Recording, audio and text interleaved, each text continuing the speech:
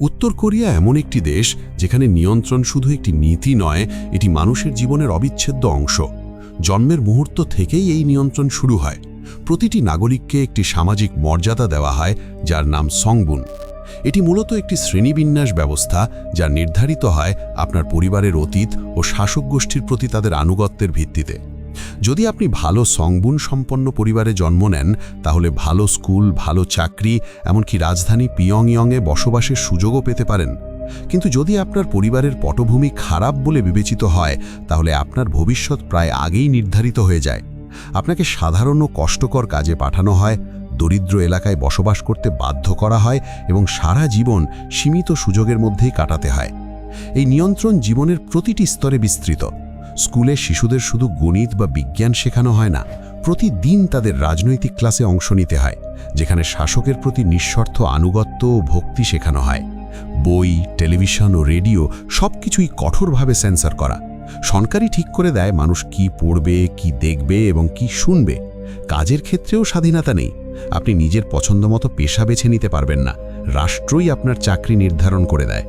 একবার নিয়োগ পাওয়ার পর সেই কাজ বদলানো প্রায় অসম্ভব, যদি না আপনার কাছে কর্মকর্তাদের ঘুষ দেওয়ার মতো যথেষ্ট টাকা থাকে। এমনকি প্রেম ও বিয়েও নিয়ন্ত্রণের বাইরে নয়। ভালো পরিবারের মানুষরা সাধারণত শুধু নিজেদের শ্রেণীর মধ্যেই বিয়ে করতে পারে। নিম্ন শ্রেণীর কেউ উচ্চ শ্রেণীতে বিয়ে করার সুযোগ প্রায় পায় না।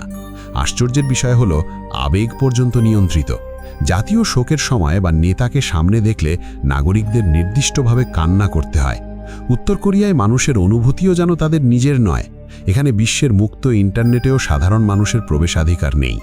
আমাদের কাছে ইন্টারনেট যেখানে দৈনন্দিন জীবনের একটি স্বাভাবিক অংশ, সেখানে উত্তর কোরিয়ায় সাধারণ নাগরিকদের জন্য খোলা ইন্টারনেট ব্যবহার করা বেআইনি। মাত্র অল্প কয়েকজন সরকারি কর্মকর্তা, বৈজ্ঞানিক বা নির্বাচিত শিক্ষার্থী আসল ইন্টারনেট ব্যবহার করতে পারে। বাকিদের জন্য রয়েছে একটি রাষ্ট্র নিয়ন্ত্রিত নেটওয়ার্ক, যার নাম কুয়াংমিয়ং। এই নেটওয়ার্কে শুধু সরকার অনুমোদিত তথ্যই পাওয়া যায়। বাইরের দুনিয়ার তথ্য ও ধারণা মানুষকে প্রভাবিত করতে পারে, এই ভয়েই সরকার বিশ্ব ইন্টারনেটকে হুমকি হিসাবে দেখে। টেলিভিশন ও রেডিও পুরোপুরি রাষ্ট্রের নিয়ন্ত্রণে। কার্টুন হোক, তথ্যচিত্র হোক বা সংবাদ, সবকিছুই সরকারের তৈরি। ফলে উত্তর কোরিয়ার মানুষ বাইরের জগৎ থেকে প্রায় সম্পূর্ণ বিচ্ছিন্ন থাকে। তারা কেবল সেই বাস্তবতাই দেখে যা সরকার দেখাতে চায়। তো প্রযুক্তি যদি কোথাও সামান্য স্বাধীনতা আশা জাগাতে পারে, উত্তর কোরিয়ায় সেটিও বাস্তব নয়। সেখানে আইফোন বা স্যামসাংয়ের মতো ফোন নেই। মানুষ ব্যবহার করে দেশীয় ব্র্যান্ডের মোবাইল, যাদের নাম আরাং, জিন্দেল বা পিয়ংইয়ং। এসব ফোনে খুব সাধারণ ফিচার থাকে এবং এর ভেতরেই থাকে নজরদারির সফটওয়্যার। প্রতিটি কল, প্রতিটি বার্তা এবং প্রতিটি অ্যাপ ব্যবহারের উপর নজর রাখা হয়। এভাবে উত্তর কোরিয়ায় মানুষের জীবন এমনভাবে নিয়ন্ত্রিত, যেখানে স্বাধীনতা শুধু একটি ধারণা, বাস্তবতা নয়। উত্তর কোরিয়ার নারীদের দৈনন্দিন জীবন আরও অনেক কঠিন বাস্তবতার মধ্য দিয়ে চলে। কোনো দোকানে ঢুকলে স্যানিটারি প্যাড বা ট্যাম্পনের মতো সাধারণ জিনিস প্রায় পাওয়াই যায় না। দেশের অর্থনীতি মূলত ভারী শিল্প ও প্রতিরক্ষা খাতে কেন্দ্রীভূত। ভোক্তাপণ্যের দিকে খুব কমই নজর দেওয়া হয়। ফলে বেশিরভাগ নারী এখনও মাসিকের সময় ধোয়া কাপড় ব্যবহার করেন, ঠিক আগের যুগের মতো। দেশটিতে পুঁজিবাদী ফ্যাশনের বিরুদ্ধে এক প্রকার যুদ্ধ চলছে। 2021 সালে কিম জং উনের সরকার কঠোর সাংস্কৃতিক নিয়ম চালু করে। টাইট বা ছেঁড়া জিন্স, কানে বা ঠোঁটে পিয়ার্সিং নিষিদ্ধ করা হয়েছে, কারণ এগুলোকে পুঁজিবাদের প্রতীক হিসাবে দেখা হয়। এমনকি সরকার অনুমোদিত চুলের স্টাইলের একটি নির্দিষ্ট তালিকাও রয়েছে। নারীরা সেখানে মাত্র 14 ধরনের চুলের স্টাইল বেছে নিতে পারেন, যার বেশিরভাগই ছোট চুলের। বিবাহিত নারীদের জন্য ছোট চুল রাখা বাধ্যতামূলক। পুরুষদের চুল 2 ইঞ্চির বেশি লম্বা হতে পারে না। স্পাইক করা বা রং করা সম্পূর্ণ নিষিদ্ধ। তালিকার বাইরে কোনো চুলের স্টাইল বেছে নেওয়াকে দেশের মূল্যবোধের বিরুদ্ধে কাজ হিসাবে ধরা হয়, যার শাস্তি হতে পারে শ্রমশিবিরে পাঠানো, এমনকি মৃত্যুদণ্ড। উত্তর কোরিয়ায় মানুষ কার্যত দেশের সীমানার মধ্যেই বন্দী। সেখানে গাড়ির মালিক হওয়া সাধারণ মানুষের জন্য নয়, এটি কেবল অভিজাত শ্রেণীর একটি বিশেষ অধিকার। প্রতি 100 জনে মাত্র একজনের গাড়ি থাকার অনুমতি থাকে, সাধারণত উচ্চপদস্থ কর্মকর্তা বা বিশেষ অনুমতিপ্রাপ্ত ব্যক্তিরা। অন্য সবার জন্য ভরসা গণপরিবহন বা সাইকেল।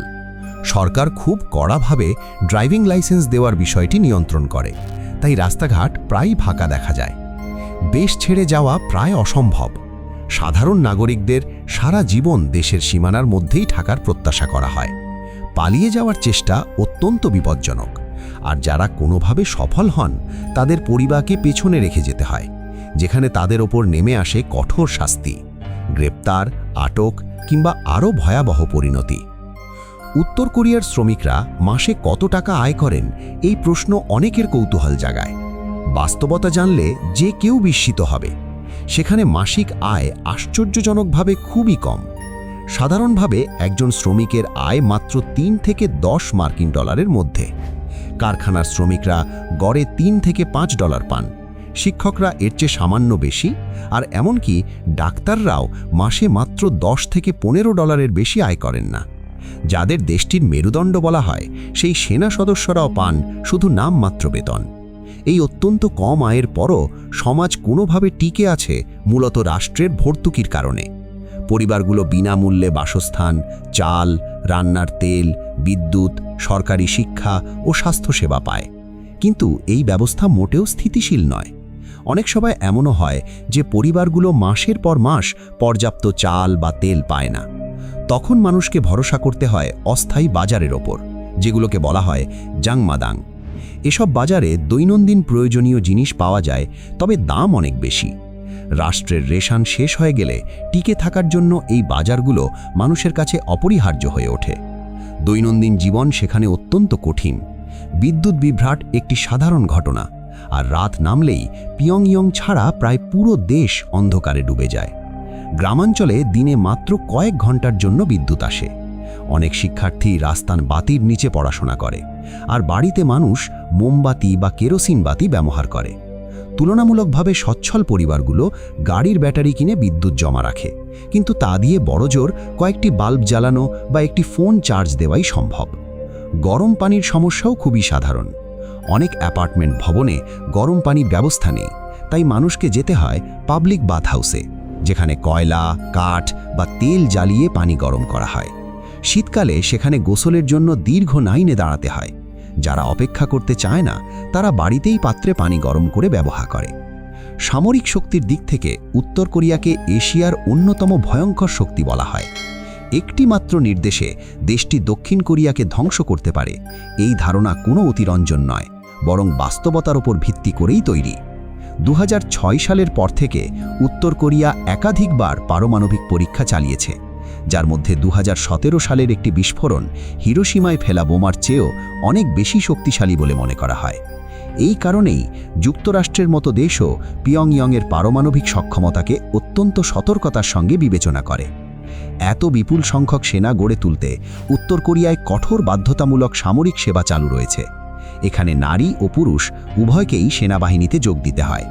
পুরুষদের জন্য সামরিক সেবা সাধারণত প্রায় 10 বছর বাধ্যতামূলক, আর 2021 সালের আগে এই সময়সীমা কখনো কখনো 13 বছর পর্যন্ত ছিল, যা তাদের যৌবনের প্রায় পুরো সময়টাই গ্রাস করে নিত। নারীরাও সর্বোচ্চ 7 বছর পর্যন্ত সামরিক সেবা দিতে বাধ্য, যদি না তাদের গুরুতর স্বাস্থ্য সমস্যা থাকে বা ছোট সন্তানের দেখভালের দায়িত্ব থাকে। বাস্তবে এই প্রস্তুতি শুরু হয় অনেক আগেই। প্রাথমিক বিদ্যালয় থেকেই শিশুদের কুচকাওয়াজ করা, সারিবদ্ধভাবে চলা এবং আদেশ মানার প্রশিক্ষণ দেওয়া হয়। মাধ্যমিক পর্যায়ে পাঠ্যক্রমের মধ্যে অস্ত্র চালানো, গ্রেনেড অনুশীলন এবং সংগঠিত মামরিক মহড়া অন্তর্ভুক্ত থাকে। স্কুল শেষ করার পর শিক্ষার্থীদের কয়েক সপ্তাহের কঠোর প্রশিক্ষণের মধ্য দিয়ে যেতে হয়, যা কার্যত সেনাবাহিনীতে যোগ দেওয়ার আগের একটি ছোট বুট ক্যাম্পের মতো। এই দীর্ঘ ও ধারাবাহিক প্রস্তুতির কারণেই উত্তর কোরিয়া এত বড় সামরিক শক্তি গড়ে তুলতে এবং তা ধরে রাখতে সক্ষম হয়েছে। পিয়ংইয়ং উত্তর কোরিয়ার রাজধানী এবং একই সঙ্গে দেশের সবচেয়ে বড় শহর। এখানে প্রায় 30 লাখ মানুষ বাস করে, যা দেশের মোট জনসংখ্যার প্রায় 12%। তবে এই শহরে বসবাস করা সবার জন্য উন্মুক্ত নয়। শুধু পারিবারিক নিবন্ধন থাকলেই চলবে না, একজন মানুষকে অবশ্যই নিখুঁত রাজনৈতিক রেকর্ড বজায় রাখতে হয়। কেবল যাদের নেতৃত্বের প্রতি সম্পূর্ণ অনুগত বলে বিবেচনা করা হয়, তারাই এখানে থাকার অনুমতি পায়। এই অর্থে পিয়ংইয়ংয়ে বসবাস কোনো মৌলিক অধিকার নয়, বরং একটি বিশেষাধিকার। এই শহরেই উত্তর কোরিয়ার সবচেয়ে আধুনিক ও দৃষ্টিনন্দন স্থাপনাগুলো জোরভিভাবে গড়ে উঠেছে।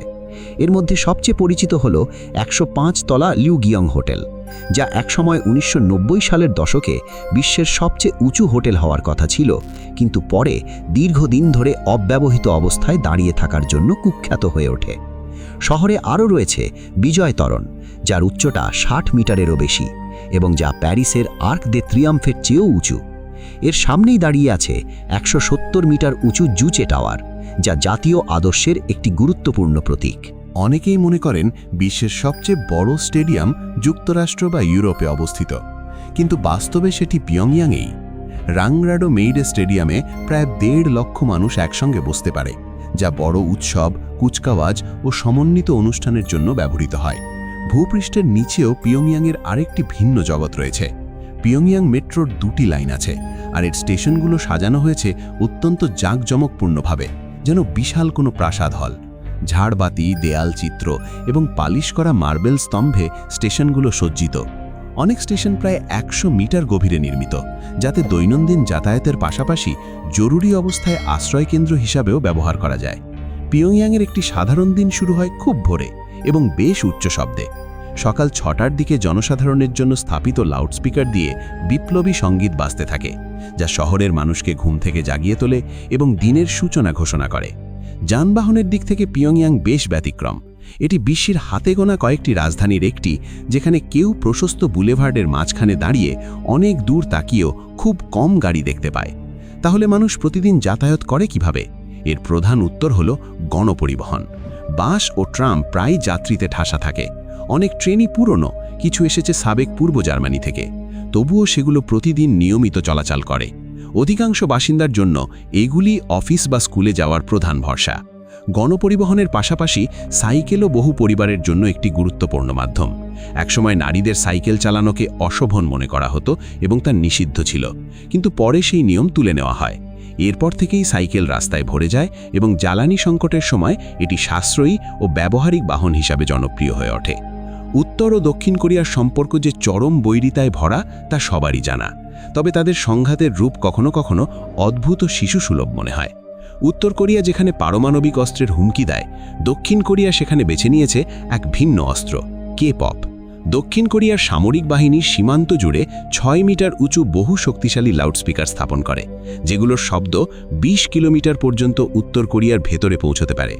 এইসব লাউডস্পিকার থেকে একটানা সম্প্রচার করা হয় আন্তর্জাতিক সংবাদ, গণতান্ত্রিক বার্তা এবং বিদ্রোহী কথায় ভরা জনপ্রিয় কে-পপ গান, যার উদ্দেশ্য মানুষের মনে স্বাধীনতার আকাঙ্ক্ষা জাগিয়ে তোলা। এই মানসিক যুদ্ধ কিছুটা হলেও কাজ করেছে। কিছু উত্তর কোরীয় সেনার মনোবল নড়বড়ে হয়ে পড়ে। এমনকি এমন ঘটনাও ঘটেছে যেখানে কেবল কে-পপ শোনার জন্য কিছু সেনা জীবনের ঝুঁকি নিয়ে সীমান্ত পার হওয়ার চেষ্টা করেছে। পিয়ংইয়ং সরকার দক্ষিণ কোরিয়ার গান বা চলচ্চিত্র ছড়ানোর অভিযোগে ধরা পড়া ব্যক্তিদের প্রকাশ্যে মৃত্যুদণ্ড দেওয়ার নির্দেশ দিতে বাধ্য হয়েছিল। সরকারের দৃষ্টিতে কে-পপ একটি বিকৃত সংস্কৃতি, যা সমাজতান্ত্রিক আদর্শের জন্য হুমকি। এর জবাবেও উত্তর কোরিয়াও নিজেদের লাউডস্পিকার ব্যবহার করে সীমান্ত জুড়ে বিপ্লবী সঙ্গীত বাজাতে থাকে এবং দক্ষিণ কোরিয়ার বিরুদ্ধে কঠোর সমালোচনা প্রচার করে। সম্পর্কের কিছুটা উন্নতির সময় দক্ষিণ কোরিয়া তাদের বিখ্যাত শিল্পীদের পিয়ংইয়ংয়ে পাঠিয়ে অনুষ্ঠান করিয়েছিল, কিন্তু উত্তর কোরিয়ার নেতাদের প্রতিক্রিয়া ছিল অদ্ভুতভাবে নির্লিপ্ত।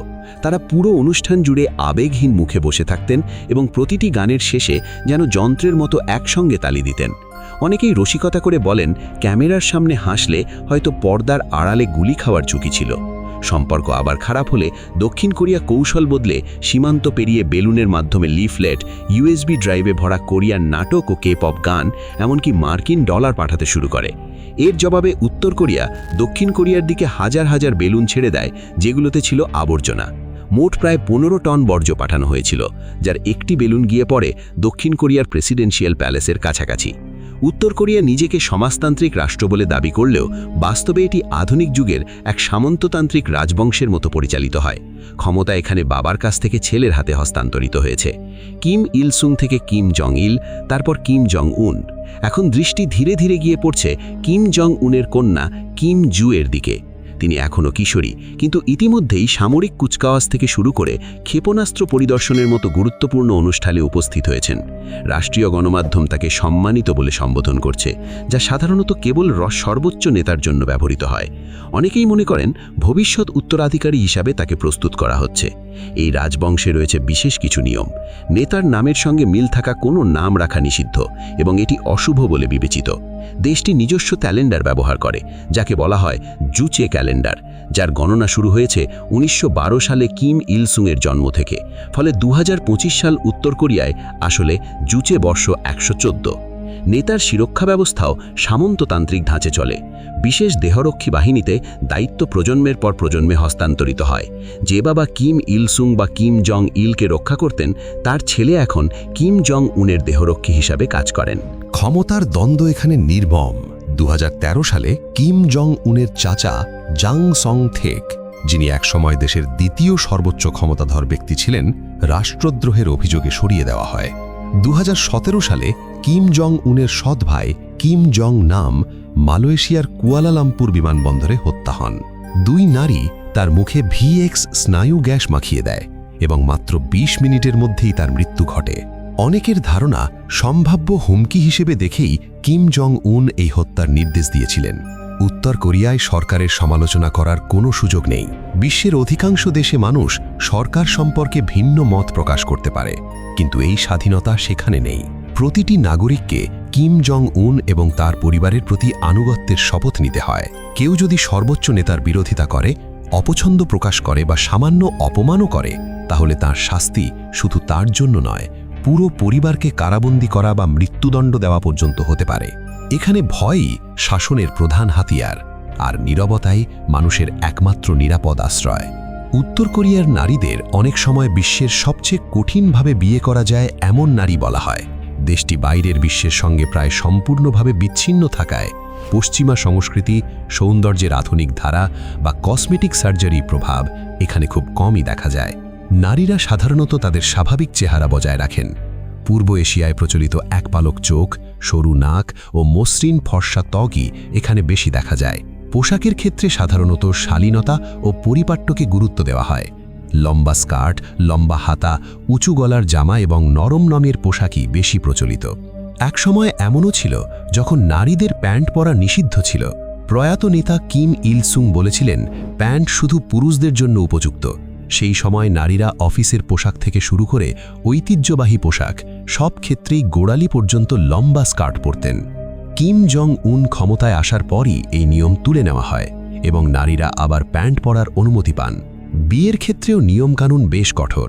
নারীরা সাধারণত অল্প বয়সেই বিয়ে করেন, বেশিরভাগ ক্ষেত্রে 20-র শুরুর দিকেই। 30 বছর বয়সে কেউ অবিবাহিত থাকলে তাকে অস্বাভাবিক হিসেবে দেখা হয়। দেশটিতে বিবাহ বিচ্ছেদের হার খুব কম, তবে এর মানে এই নয় যে সব দাম্পত্য জীবন সুখের। মূলত সমাজে বিচ্ছেদকে খোলা মনে গ্রহণ করা হয় না বলেই এই হার কম। প্রেমের সম্পর্কেও নারীরা সাধারণত নীরব ও সংযত ভূমিকা পালন করেন। ভালোবাসা প্রকাশ থেকে শুরু করে বিয়ের তারিখ ঠিক করা অনেক সিদ্ধান্তই পুরুষদের হাতে থাকে। কেউ যদি কল্পনা করে উত্তর কোরিয়ার কোনো নারীর সঙ্গে প্রেম, বিয়ে এবং তারপর তাকে বিদেশে নিয়ে যাওয়ার স্বপ্ন দেখে, তবে তা প্রায় অসম্ভব। বিদেশিদের সঙ্গে বিয়ে অত্যন্ত বিরল। কর্তৃপক্ষ যাকে জাতির বিশুদ্ধ রক্তধারা বলে, তা রক্ষার ওপর বিশেষ জোর দেয়। তাদের বিশ্বাস, বাইরের মানুষকে বিয়ে করলে এই রক্তধারা দুর্বল হবে এবং ভবিষ্যৎ প্রজন্মের আনুগত্য ক্ষতিগ্রস্ত হবে। উত্তর কোরিয়ায় ভ্রমণের সময় পর্যটকদের কিছু বিষয় বিশেষভাবে মনে রাখতে হয়। এখানে প্রতিটি কাজ স্থানীয় গাইডদের কঠোর তত্ত্বাবধানে হয়। সাধারণত প্রতি দলে 2 জন গাইড নিযুক্ত থাকে। পর্যটকদের দল ছেড়ে আলাদা করে কোথাও যাওয়ার অনুমতি নেই, এমনকি হোটেলের আশপাশেও নয়। এর কারণ হল কর্তৃপক্ষ নিশ্চিত করতে চায় যে দর্শনার্থীরা শুধু অনুমোদিত স্থানেই যাবেন। সাধারণ মানুষের সঙ্গে অনিয়ন্ত্রিত যোগাযোগ বা নিষিদ্ধ জায়গার ছবি তোলা এড়ানো যাবে। এমন ঘটনাও ঘটেছে যেখানে কৌতূহলী পর্যটকরা একা ঘুরতে গিয়ে সঙ্গে সঙ্গে ফিরে যেতে বাধ্য হয়েছেন। কখনো কখনো লিখিত ব্যাখ্যাও দিতে হয়েছে। তাই যারা স্বাধীনভাবে ভ্রমণে অভ্যস্ত, তাদের এখানে শুরু থেকে শেষ পর্যন্ত নির্ধারিত সূচির জন্য প্রস্তুত থাকতে হয়।